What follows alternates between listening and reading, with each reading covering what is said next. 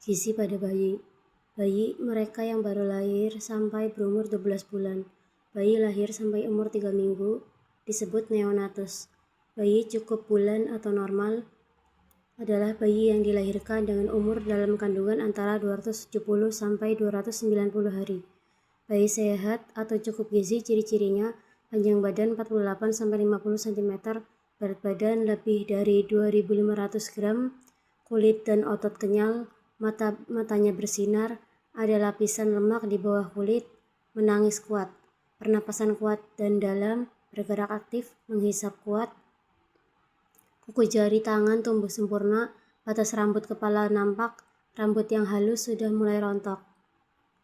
Bayi prematur adalah bayi yang lahir belum cukup bulan, yaitu 37 minggu atau 259 hari. Ciri-cirinya berat badan kurang dari 2.500 gram, panjang badan kurang dari 48 cm, warna pucat, kulit sedikit lapisan lemaknya, menangis lemah, kulit keriput, wajah seperti orang tua, kulit dan otot kendur, mengisap lemah, besar kepala daripada tubuhnya. Bayi dengan berat badan lahir rendah atau BBLR, umur dalam kandungan cukup 270 sampai 295 hari, namun berat badan lahirnya kurang dari 2.500 gram. Pengaruh makanan terhadap pertumbuhan bayi dapat dilihat pada yang pertama, pertambahan berat badan bayi melalui penimbangan 1 minggu pertama. Berat badan menurun karena tahap penyesuaian, cairan banyak yang keluar seperti kencing, keringat, dan mekonium. Sekitar 12 jam setelah lahir masih relatif puasa. Hari pertama dan kedua masih belajar mengisap. Sekitar 2 minggu berat badan kembali normal bila gizinya baik. Pertambahan berat badan 1-3 bulan 150-200 gram per minggu, 4-6 bulan lebih kurang 125 gram per minggu, 6 bulan 2 kali berat badan lahir, 7-12 bulan lebih kurang 100 gram per minggu, 12 bulan 3 kali berat lahir, 2 tahun 4 kali berat badan lahir, 4 tahun 5 kali berat badan lahir, 6 tahun 2 kali berat badan umur 1 tahun. Pertambahan panjang badan. Waktu lahir 48-50 cm, triwulan 1 9-10 cm, triwulan 2 5-6 cm, triwulan ketiga 5 cm, triwulan keempat 4 cm, 1 tahun 1,5 panjang lahir, 2 tahun lebih kurang 85 cm, 3 tahun 2 kali panjang lahir, 4-5 tahun lebih kurang 102 cm, 6 tahun 1,5 kali tahun, 12-13 tahun 3 kali waktu lahir, dewasa 2 kali umur 2 tahun. Lingkar kepala, waktu lahir 33 cm, 1 tahun 47 cm, 10 tahun 53 cm, dewasa 55 cm. Perkembangan motorik. Perkembangan adalah proses bertambahnya keterampilan dan fungsi organ yang dikaitkan dengan maturasi sel. Diambil dari buku Makanan Bayi Bergizi oleh Husaini M.A. Beberapa peringatan bayi lahir kurang bulan, bayi yang dilahirkan, beberapa pengertian. Bayi lahir kurang bulan, bayi yang dilahirkan dengan masa gestasi kurang dari 37 minggu. Bayi lahir cukup bulan, bayi yang dilahirkan dengan masa gestasi 37-42 minggu. Bayi berat lahir rendah atau BBLR, berat bayi yang dilahirkan dengan berat lahir kurang dari 2.500 gram tanpa memandang usia gestasi. Penilaian status gizi bayi. Secara antropometri, rekomendasi grafik yang dikembangkan oleh WHO dan CDC menggunakan indikator Z-score. Indeks umum yang digunakan untuk menentukan status gizi bayi adalah berat badan per umur, menggambarkan berat badan relatif dibandingkan dengan umur anak, memberikan gambaran status gizi kurang atau underweight, status gizi buruk, severely underweight, gizi baik, gizi lebih. Penilaian status gizi bayi. Panjang badan per umur, menggambarkan status gizi pendek atau stunted, status gizi sangat pendek atau severely stunted. BB per PB, menggambarkan berat badan dibandingkan pertumbuhan linear, diklasifikasikan status gizi kurus atau wasted, sangat kurus, atau severely wasted. IMT per umur, indikator untuk menilai massa tubuh. Grafik IMT per umur dan BB per PB cenderung menunjukkan hasil yang sama. Pelajari PMK nomor 20 tahun 2020 tentang standar antropometri anak. Penilaian status gizi bayi berdasarkan riwayat makan, riwayat pemberian makan, kebiasaan makan, teknik pemberian makan, gangguan makan, lingkungan, nafsu makan dan asupan. Nafsu makan harian yang mempengaruhi nafsu makan seperti kesukaan, alergi, intoleransi terhadap makanan tertentu, gangguan mengunyah maupun menelan, keterampilan makan. Riwayat pola makan, pemberian ASI, frekuensi dan durasi pemberian ASI, frekuensi dan jumlah pemberian MPASI maupun susu formula, usia dikenalkan MPASI, variasi MPASI, suplementasi vitamin dan mineral, gangguan kolik, konstipasi, mual, muntah. Tahun pertama kehidupan bayi tumbuh dengan cepat. Asupan gizi pertumbuhan yang baik. Berat badan bayi sampai usia 5 bulan 2 kali berat badan lahir. Sampai 1 tahun 3 kali berat badan lahir. Status gizi bayi sangat dipengaruhi oleh cara pemberian makan yaitu susu dan makanan padat MPASI. Figure 15 to 1 weight gain of infants in their first 5 years of life. In the first year, an infant birth weight might triple, but over the following several years, the rate of weight gain gradually diminishes.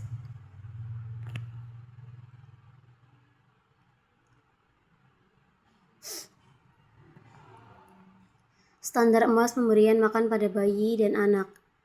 Yang pertama, inisiasi menyusui dini atau IMD dapat mencegah 22 angka kematian bayi saat lahir. Yang kedua, ASI eksklusif sampai 6 bulan. Yang ketiga, MPASI setelah 6 bulan. Yang keempat, ASI sampai usia 2 tahun. Kebutuhan gizi bayi. Kebutuhan zat gizi makro dan mikro per kilogram berat badan pada bayi lebih tinggi dibandingkan usia yang lain. Dibutuhkan untuk mempercepat pembelahan sel dan sintesis DNA. Kebutuhan gizi bayi usia 0-6 bulan dapat dipenuhi dari ASI dengan frekuensi rata-rata 6-8 kali sehari atau lebih menyusui. Usia lebih dari 6 bulan hari ke-181 dapat mulai dikenalkan MPASI. Kebutuhan zat gizi bayi. Rekomendasi kebutuhan zat gizi makro pada bayi didasarkan pada kandungan gizi ASI per 100 ml. Tujuan pemenuhan, pertumbuhan dan perkembangan fisik dan psikomotor, melakukan aktivitas fisik, memberikan zat gizi yang cukup bagi kebutuhan hidup yaitu pemeliharaan atau pemulihan serta peningkatan kesehatan. Kebutuhan gizi yang pertama energi 100-120 kalori per kilogram berat badan per hari. Yang kedua karbohidrat 60-70% dari total energi. Yang ketiga lemak 20-25% dari total energi. Yang keempat protein 2,5 gram per kilogram berat badan per hari. Yang kelima zat gizi lain, lihat TKGA 2004. Kebutuhan gizi bayi. Untuk dapat tumbuh dengan baik, kebutuhan zat gizi bayi harus terpenuhi baik. Kebutuhan gizi dihitung berdasarkan EER.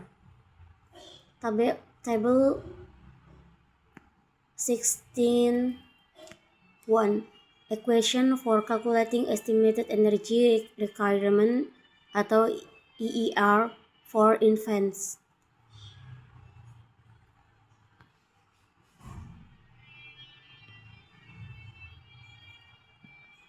Kecukupan zat gizi bayi, kecukupan protein, lemak, karbohidrat berdasarkan AKG 2019 menurut kelompok usia.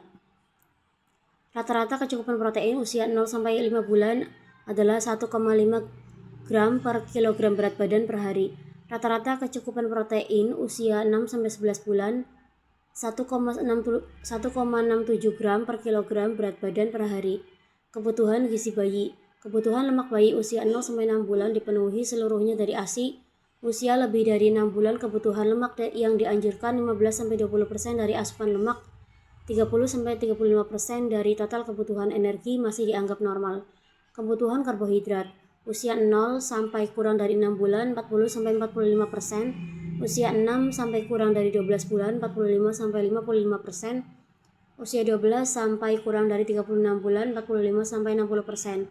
Kebutuhan cairan bagi bayi. Table 16.3 maintenance fluid requirements for infants and children. Air susu ibu mengandung asam lemak esensial, asam lemak linoleat atau LA, dan asam lemak alfa-linoleat atau ALA, derivat dari asam arachidonat atau ARA, dan asam docosahexaenoat DHA. Kadarnya tergantung dari asupan ibu.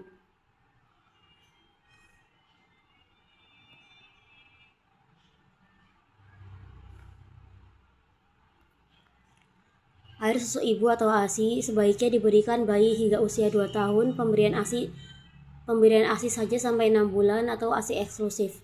Keuntungan ASI: yang pertama murah, yang kedua mengandung semua zat gizi, kemudian mengandung berbagai zat antibodi, tersedia setiap saat atau waktu, suhu sesuai dengan suhu badan, lebih aman dan segar, dapat menjarangkan kehamilan, menjalin kehubungan kasih sayang antara ibu dan anak.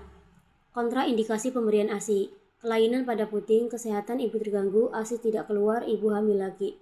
Masalah pemberian makan pada bayi: yang pertama, pemberian makan selain ASI terlalu dini, lamanya pemberian makanan lain, kualitas makanan yang diberikan kurang, adanya pantangan makanan, kebiasaan yang tidak baik, mengunyah makanan yang akan diberikan kepada bayinya.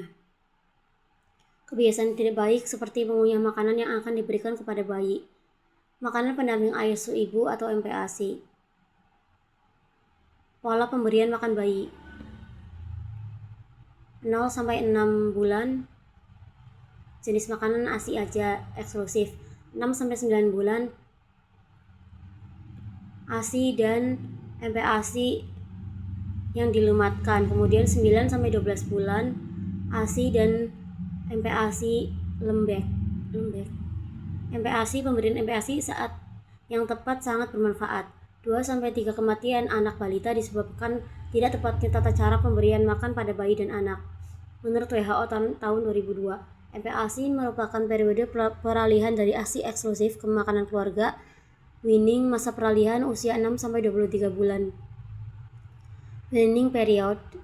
Weaning adalah suatu proses dimulainya pemberian makan khusus selain ASI secara bertahap.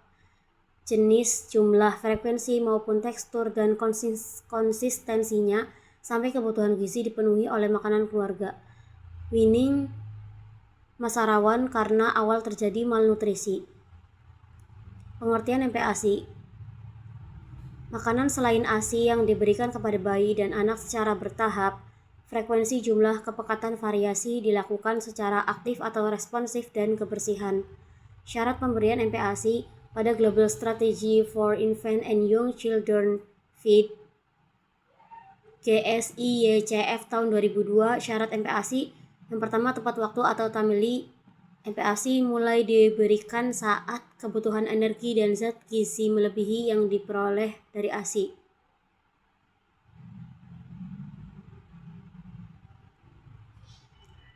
Yang kedua, adekuat. MPASI harus mengandung cukup energi, protein, dan mikronutrien. Aman. Yang ketiga, aman atau safe. Penyimpanan, penyiapan, dan sewaktu pemberian MPASI harus higienis.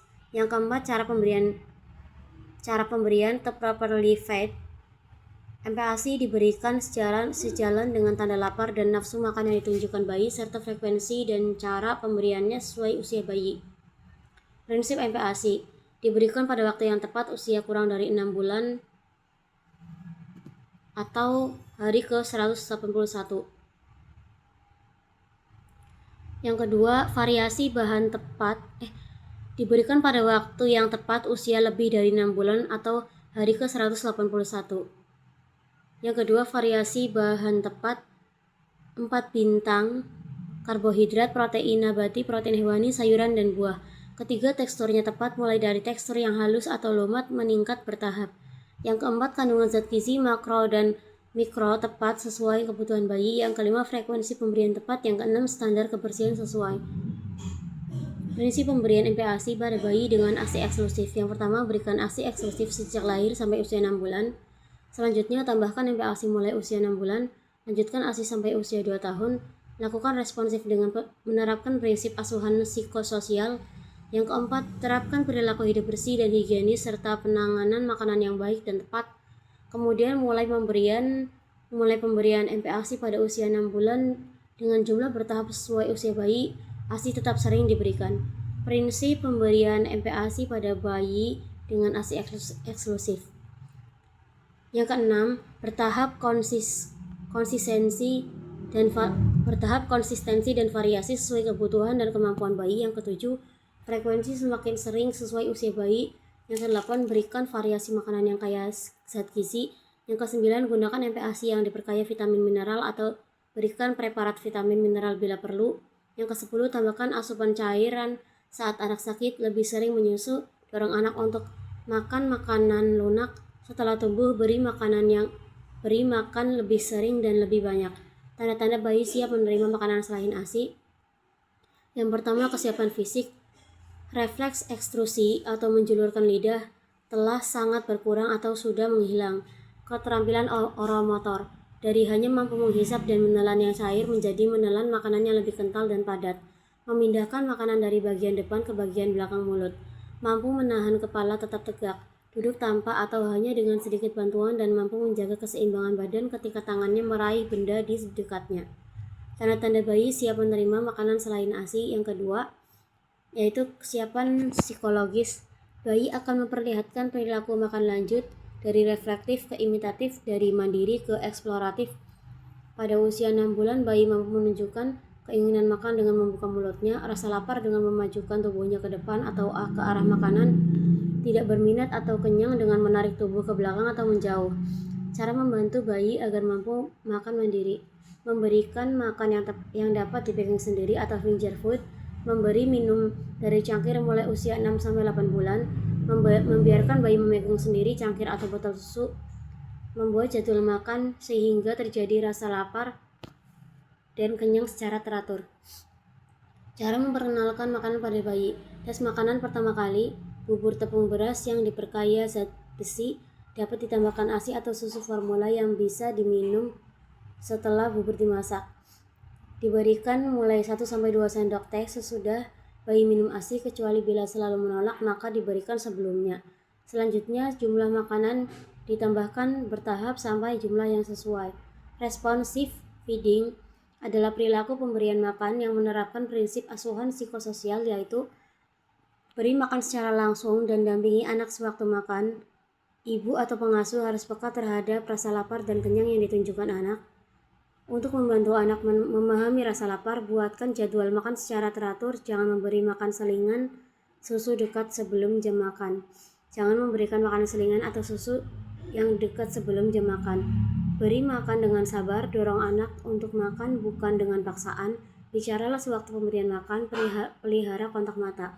Hindari atau sedikit mungkin adanya distraktor, hal-hal yang dapat mengalihkan perhatian selama pemberian makan seperti nonton TV, pemberian mainan. Responsive feeding kedua, bila anak menolak makan, cobalah dengan makanan lain yang berbeda penampilan, tekstur, dan rasanya. Makan tidak boleh lebih dari 30 menit, walaupun saat itu asupan makan sangat sedikit. Anak-anak akan menambah porsi makan mereka dengan sendirinya di waktu makan berikutnya. Sediakan porsi kecil dan biarkan anak menambah beberapa kali apabila mereka menginginkan. Pedoman pemberian MPASI saat bayi usia 6 bulan. Frekuensi berikan makan bayi 2 kali sehari, jumlahnya berikan 2-3 sendok setiap hari. Berikan 2-3 sendok setiap makan. Kepekatan harus cukup pekat atau kental untuk diberikan dengan tangan. Kemudian variasinya mulai dengan makanan pokok, padi-padian, nasi, jagung, gandum, kentang, ubi, pisang, atau kentang yang dilematkan. Bayi perlu waktu untuk terbiasa dengan makanan lain selain ASI.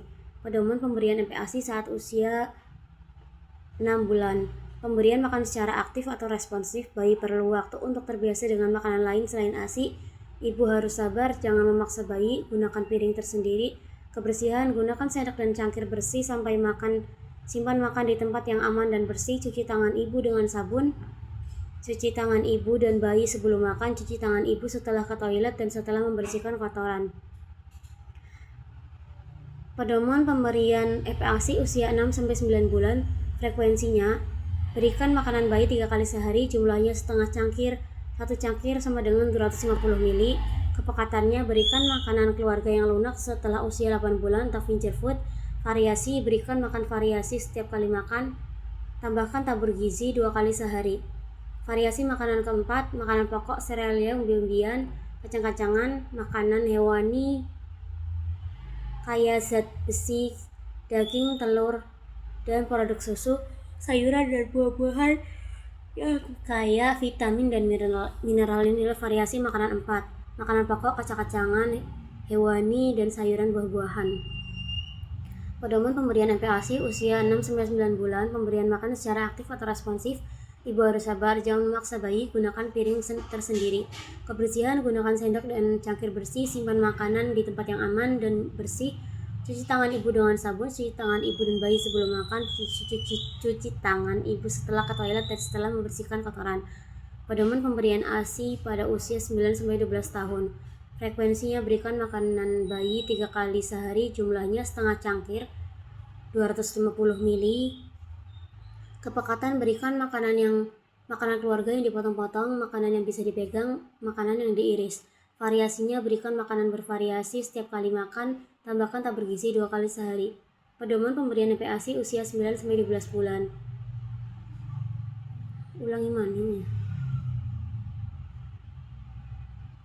Pedoman pemberian makan pada bayi atau anak usia 6-11 bulan dengan ASI on demand, umur 6-8 bulan. Tekstur mulai dengan bubur halus, cukup kental, dilanjutkan bertahap menjadi kasar, frekuensinya 2-3 kali per hari. ASI tetap sering, tergantung nafsu makan, dapat diberikan selingan 1-2 kali. Jumlah per kali makan dimulai dengan 2-3 kali. Dimulai dengan 2-3 sendok makan per kali, ditingkatkan bertahap sampai setengah mangkok 125 ml. Kemudian umur 9-11 bulan, tekstur makanan dicincang halus atau disaring kasar, ditingkatkan semakin kasar sampai bisa dipegang. Frekuensinya 3-4 kali per hari, ASI on demand, tergantung nafsu makan, dapat diberikan selingan 1-2 kali. Jumlah per kali makan setengah sampai 3/4 mangkok 125 ml sampai 175 ml. Mengingat kapasitas lambung masih terbatas atau sekitar 250 ml usia 6-8 bulan, 285 ml usia 9-11 bulan, makanan yang diberikan dengan porsi yang sesuai, frekuensi lebih sering, makanan terbagi atas makanan utama serta makanan selingan, diantaranya disertai ASI atau susu formula 2-3 kali. Penggunaan gula, garam, dan penyedap. Penggunaan gula dan garam tidak perlu pada makanan bayi, sedangkan bumbu penyedap tidak diperbolehkan. Pemberian garam yang terlalu dini dapat membebani ginjal dan beresiko hipertensi di kemudian hari. Isu keamanan pangan makanan bayi. Yang pertama, madu merupakan sumber spora C. Madu merupakan sumber spora C. Botulinum yang dapat menyebabkan botulisme karenanya tidak boleh diberikan kepada bayi kurang dari 1 tahun. Telur dan ayam harus dimasak sampai matang untuk mencegah salmonellosis. Wheat, wortel, sawi, bayam, lobak, dan sayuran lain mengandung nitrat tinggi, dapat menyebabkan terjadinya methemoglobinemia. Methemoglobinemia tidak boleh diberikan kepada bayi usia kurang dari 6 bulan. Isu keamanan pangan makanan bayi kedua. Susu sapi tidak boleh diberikan kepada bayi kurang dari 1 tahun karena kandungan zat besi yang rendah, tinggi natrium, kalium, klorida, dan mineral lain sehingga akan membebani ginjal. Makanan kaleng berkadar garam tinggi atau ada tambahan gula sehingga tidak cocok untuk digunakan pada makanan bayi. Makanan berukuran kecil, keras, dan bulat serta lengket atau licin dapat menyebabkan tersedak atau aspirasi. Pelajari lebih lanjut manfaat ASI bagi bayi, dampak jika MPASI terlalu dini atau terlambat diberikan, kemudian MPASI pada anak sakit.